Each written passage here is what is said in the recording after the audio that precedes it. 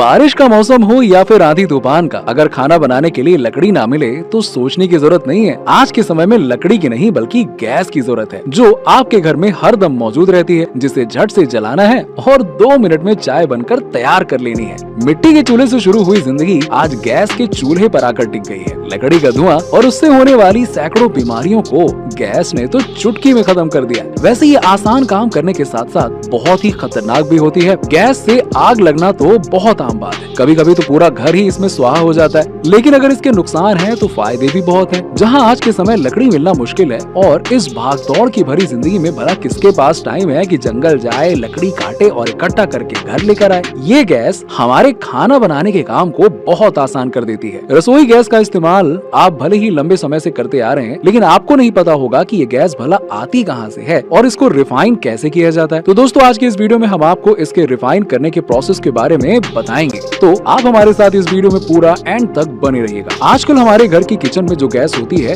वो 2 तरीकों से हमारे किचन में आती है। इसका पहला तरीका है इसे धरती की गहराई से निकाला जाता है और इसका दूसरा तरीका होता है इसे कच्चे तेलों से शोधन करके प्राप्त किया जाता है। अब आपके मन में कई सवाल आते होंगे कि ये गैस धरती में कहां से होती है और इसे कैसे ढूंढ के निकाला जाता है, फिर इसका भंडारण कैसे किया जाता है। तो इसका सबसे पहला जवाब यही होगा कि वैज्ञानिक इस गैस की खोज करने के लिए धरती के अंदर इलेक्ट्रॉनिक वेव डालते हैं और ये वेव धरती के अंदर जाकर गैस के भंडार को ढूंढ निकालती है। अब आप सोच रहे होंगे कि ऐसा कैसे हो सकता है, तो आपको बता दें कि जो वेव धरती के अंदर भेजी जाती है वो गैस के संपर्क में आकर हीट हो जाती है और जलने लगती है। रिसर्च करने वाली टीम इस बात का पता लगा लेती है कि गैस मौजूद है या फिर नहीं। गैस के पाए जाने के बाद उस जगह को पॉइंट आउट कर लिया जाता है। इसके बाद वहाँ पर बड़ी मशीनों को लगाया जाता है। अब आपको बता दें कि गैस को निकालने के लिए शुरू करने से पहले रिसर्च टीम इस जगह से जुड़े हुए पूरे डेटा को कलेक्ट कर लेती है और ये भी जान लेती है कि इसके अंदर आखिरकार कितनी गैस का भंडार है और कितनी गहराई पर है। फिर होती है असल में इसकी खुदाई की शुरुआत। बड़ी बड़ी मशीनें धरती के उस भाग को खोदना शुरू करती हैं और कई किलोमीटर तक उस जगह को खोद देती हैं। वैसे आपको बता दें कि गैस के स्थल तक पहुंचने के लिए कई किलोमीटर की खुदाई करनी पड़ती है। खुदाई करते हुए इन मशीन के पार्ट उस गैस की गहराई तक पहुंच जाते हैं, तो पाइप के द्वारा उस गैस को बाहर निकालना शुरू किया जाता है। गैस की क्वांटिटी लाखों बैरल में होती है, इसीलिए इसको निकालने में महीनों या सालों भी लग जाते हैं। इसके अलावा ये भी बता दें कि ये नेचुरल गैस पूरी तरह से प्योर नहीं होती है। इसमें मीथेन, ईथेन, ब्यूटेन और दूसरी अशुद्धियां पाई जाती हैं और इन अशुद्धियों को दूर करने के लिए इसको रिफाइन किया जाता है। खुदाई का काम कंप्लीट होने के बाद इस अशुद्ध नेचुरल गैस को बड़े बड़े ऑयल टैंकर के द्वारा रिफाइनरी तक पहुंचाया जाता है। सर्च से लेकर खुदाई करने तक के प्रोसेस को बहुत सावधानी के साथ किया जाता है, वरना छोटी सी गलती किसी बड़ी घटना को अंजाम दे सकती है। इस गैस को फैक्ट्री तक पहुंचाने के बाद इसे फिल्टर करने वाली मशीन के टैंक में भरा जाता है। ये मशीनें गैस में मिली दूसरे मटेरियल को बाहर निकाल देते हैं।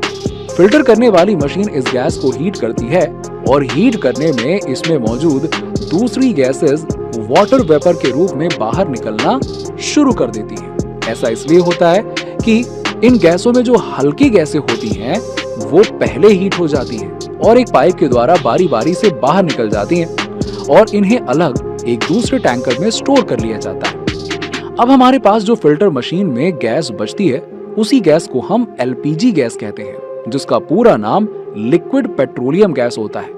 अब जब इसमें हम ब्यूटेन के साथ प्रोपेन को मिलाते हैं और इसका प्रोसेस करते हैं तो हमारे पास जो गैस फिल्टर करने के बाद बची होती है उसे दूसरे टैंक में भर दिया जाता है। फिर प्रोपेन गैस की मात्रा को लेकर इसमें मिलाते हैं और उसे अच्छे से मिक्स कर दिया जाता है।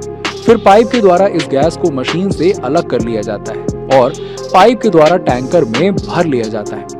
टैंकर को भरने के लिए कंप्रेसर मशीन का यूज किया जाता है, जो प्रेशर के साथ इसको टैंकर में भर देती है और फिर इन टैंकर को देश के अलग अलग शहरों में भेजा जाता है। अब बात करते हैं इसके दूसरे तरीके की, जिसमें ऑयल से घरेलू गैस को निकाला जाता है।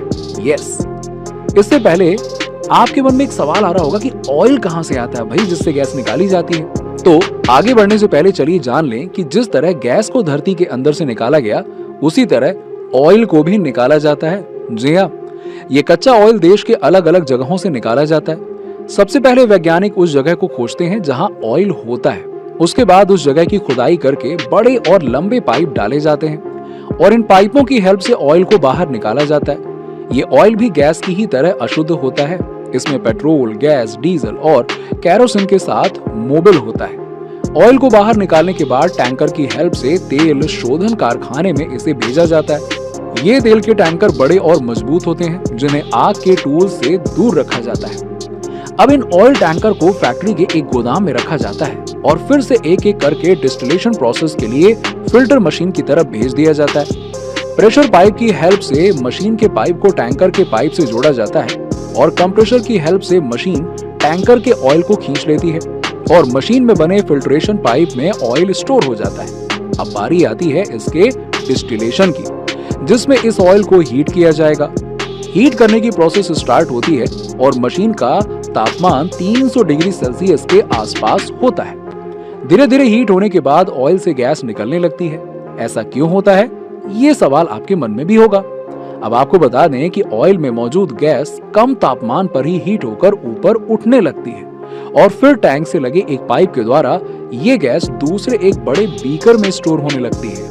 यस, ये प्रोसेस कुछ घंटों तक चलता है और इसके बाद सारी की सारी गैस उस बड़े बीकर में स्टोर हो जाती है, जिसे हम चैम्बर कहते हैं। ऑयल से गैस के निकलने के बाद दूसरे पदार्थ भी निकलना शुरू हो जाते हैं, जिसमें पेट्रोल, डीजल और केरोसिन होता है। गैस के बाद एक दूसरे टैंक में पेट्रोल इकट्ठा कर लिया जाता है। इसके साथ ही डीजल और केरोसिन को भी अलग कर लिया जाता है। अब रिफाइंड टैंक में जो बचता है उसे मोबिल ऑयल कहा जाता है, जो मशीन में फ्रैक्शन कम करने के लिए यूज किया जाता है। इसके अलावा पेट्रोल को ऑटोमोबाइल सेक्टर में यूज किया जाता है और जो डीजल होता है उसे पंपिंग सेट और डीजल गाड़ियों के लिए, यानी कि उनको चलाने के लिए यूज किया जाता है। कच्चे ऑयल से गैस और दूसरी चीजों को निकालने के बाद उन्हें अलग अलग फैक्ट्री के गोदामों में स्टोर किया जाता है। इन्हें लोहे के बने ड्रमों में भरा जाता है, जो कई महीनों तक स्टोर किए जाते हैं। इसके साथ ही गैस के टैंकर को फैक्ट्री के दूसरी तरफ ले जाया जाता है, जहां इन्हें छोटे छोटे लोहे की टंकियों में भरा जाएगा। अब जब बात इसके भरने की आती है तो रिफाइनरी इस गैस को बड़ी बड़ी गैस कंपनियों को बेच देती है और ये गैस कंपनियां इसका देश के कोने कोने में वितरण करती हैं। सबसे पहले इसकी टंकियों के भरने की बात करते हैं। देखिए, बड़े बड़े गैस के टैंकर को एक मशीन की हेल्प से खाली कर लिया जाता है। इसके बाद वो मशीन इन छोटे छोटे टंकियों को एक पाइप की हेल्प से भरना शुरू करती है। टंकियों को भरने के बाद उसका वजन किया जाता है और जब वजन कंप्लीट हो जाता है तो उसके प्रेशर की जांच की जाती है। प्रेशर की जांच के बाद इसे वर्कर की हेल्प से गोदाम में भेज दिया जाता है, जहां पर बता दें कि इन गैस भरने वाली टंकियों का साइज और वजन समान होता है और इसके अलावा इसमें बराबर मात्रा में गैस भरी जाती है। अब ये बात भी जानना जरूरी है कि एलपीजी गैस में एक तरह का केमिकल मिलाया जाता है जो इस गैस के स्मेल को बताता है। इसके बाद ट्रांसपोर्ट के हेल्प से इस गैस को देश के अलग अलग शहरों में भेजा जाता है। अब आपको बता दें कि इन टंकियों को अच्छे से सील कर दिया जाता है, जिससे इसमें लीकेज ना हो। छोटे से लेकर बड़े शहरों तक इन टंकियों को पहुंचाया जाता है, जहां छोटे छोटे डीलर की मदद से लोगों के किचन तक इसे पहुंचाया जाता है। किचन में इसके पहुंचने के बाद बस फिर क्या है, आप इसको ऑन करिए और इस पे खाना बनाइए। तो ये रही इसके बनाने की बात।